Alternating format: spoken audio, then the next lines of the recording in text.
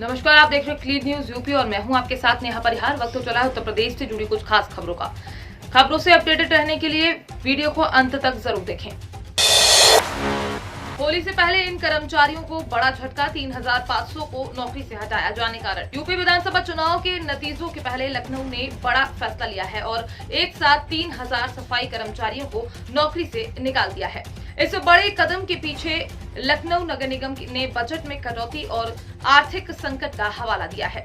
ये पहला मौका नहीं है। 2 महीने पहले भी निगम ने 1500 कर्मचारियों को बाहर का रास्ता दिखाया था। वहीं मीडिया रिपोर्ट्स की माने तो लखनऊ नगर निगम ने यूपी शासन के वित्त आयोग के बजट के तहत ये कार्यदायी संस्थाओं के जरिए नियुक्त किए गए करीब 25% कर्मचारियों को हटाने का फैसला किया है। यूपी में 40,000 पदों पर अप्रैल से फिर शुरू होगी भर्तियां। उत्तर प्रदेश अधीनस्थ सेवा चयन आयोग समूह ग के करीब 40,000 पदों पर अप्रैल से भर्तियां शुरू करेगा। विभागों से इन रिक्त पदों का ब्यौरा उसे मिल चुका है। 3 भर्तियों के लिए विज्ञापन भी निकाला गया है, लेकिन विधानसभा चुनाव के लिए आचार संहिता लागू होने से इन्हें रोक दिया गया।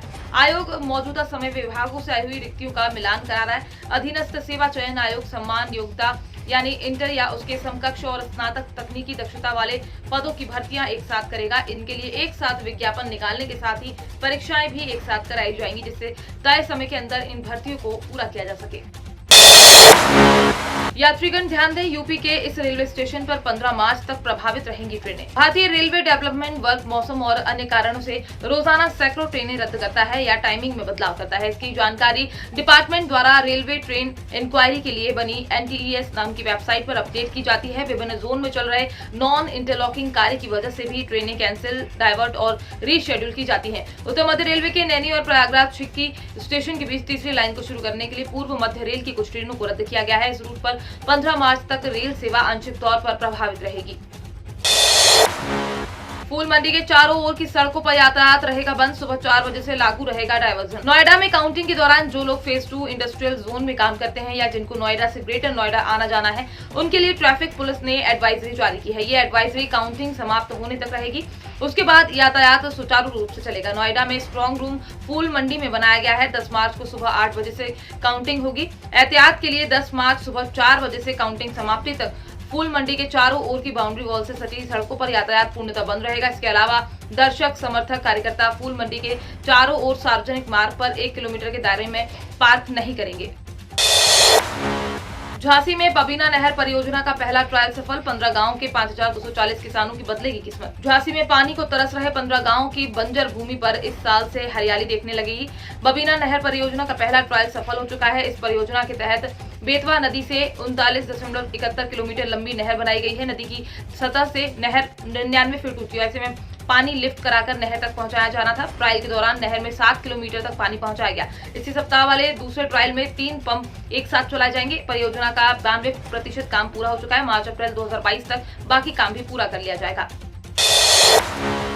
बलिया रेलवे स्टेशन पर 40 लाख रुपए की लागत से लगा चालू होने के बाद वृद्ध और बीमार यात्रियों को मिलेगी राहत। स्थानीय रेलवे स्टेशन की तस्वीर तेजी से बदल रही है। स्टेशन पर एस्केलेटर, संचालित सीढ़ी लगाने के साथ ही सुंदरीकरण आदि का काम चल रहा है। दरअसल मीटर गेज से ब्रॉड गेज में परिवर्तन के बाद रेलवे स्टेशन का मॉडल श्रेणी का दर्जा मिला है। इस तमगे के बावजूद स्टेशन पर यात्री सुविधाओं का हमेशा अभाव रहा। लोग हमेशा स्टेशन के सौंदर्यीकरण और अन्य सुविधाओं को लेकर नेताओं और अधिकारियों से मांग करते रहे हैं। सूत्रों की माने तो फिलहाल जिन योजनाओं पर काम हो रहा है, एस्केलेटर और प्लेटफॉर्म के सौंदर्यीकरण का कार्य इनमें शामिल है।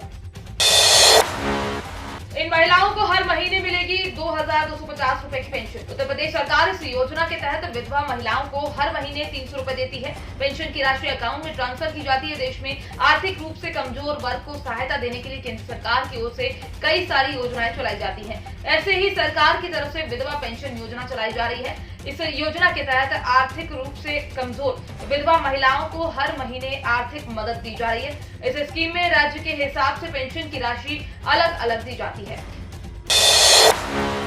देश में बढ़ेगी महंगाई, सरकार ने माना यूक्रेन युद्ध का भारतीय अर्थव्यवस्था पर पड़ेगा असर। केंद्रीय वित्त मंत्री निर्मला सीतारमण ने मंगलवार को कहा कि रूस यूक्रेन युद्ध का निश्चित रूप से भारतीय अर्थव्यवस्था पर असर पड़ेगा। उसने कहा, यूक्रेन संकट के कारण कच्चे तेल की कीमतें बढ़ रही हैं और केंद्र सरकार समानांतर स्रोतों की तलाश कर रही है। यहाँ एक संवाद सत्र में कच्चे तेल की बढ़ती कीमतों और यूक्रेन में चल रहे युद्ध का भारतीय अर्थव्यवस्था पर प्रभाव के बारे में पूछे गए एक सवाल का जवाब देते हुए उन्होंने कहा है कि भारत 85% से अधिक कच्चे तेल का आयात करता है। उन्होंने कहा कि तेल की कीमतें बढ़ना चिंताजनक है और हमें देखना होगा कि किस तरह की स्थिति सामने आती है। 10वीं पास अभ्यर्थियों के पास बैंक में नौकरी करने का सुनहरा मौका। आज है आवेदन की अंतिम तारीख। नौकरी की तलाश में बैठे 10वीं पास युवाओं के लिए ये अंतिम अवसर है। इंडियन बैंक ने सुरक्षा गार्ड के रिक्त पदों पर भर्ती के लिए आवेदन आमंत्रित किए थे। इन पदों के लिए आवेदन की प्रक्रिया चल रही है। ऐसे में जिन उम्मीदवारों ने अभी तक इन पदों के लिए आवेदन नहीं किया है, वे आधिकारिक वेबसाइट indianbank.in के माध्यम से कर सकते हैं। यानी आज 9 मार्च इन पदों के लिए आवेदन करने की अंतिम तारीख है। आपको बता दें कि सुरक्षा गार्ड के 202 पदों पर भर्तियों के लिए आवेदन आमंत्रित किए गए हैं।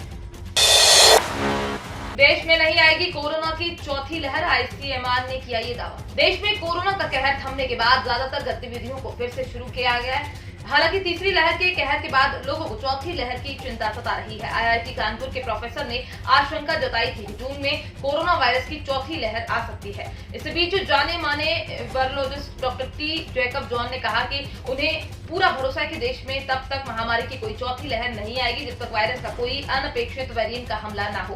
पिछले कुछ दिनों से नए कोरोना संक्रमित मरीजों में बड़ी गिरावट आई है। जॉन ने भारत में कोरोना की तीसरी लहर के खत्म होने का भी दावा किया है। तो ये थी दिन भर की 10 बड़ी और अहम खबरों से अपडेटेड रहने के लिए क्लीन न्यूज यूपी को सब्सक्राइब करना बिल्कुल ना भूलें। न्यूज आप कहां से देख रहे हैं कमेंट में जरूर बताएं और वीडियो को लाइक भी करें।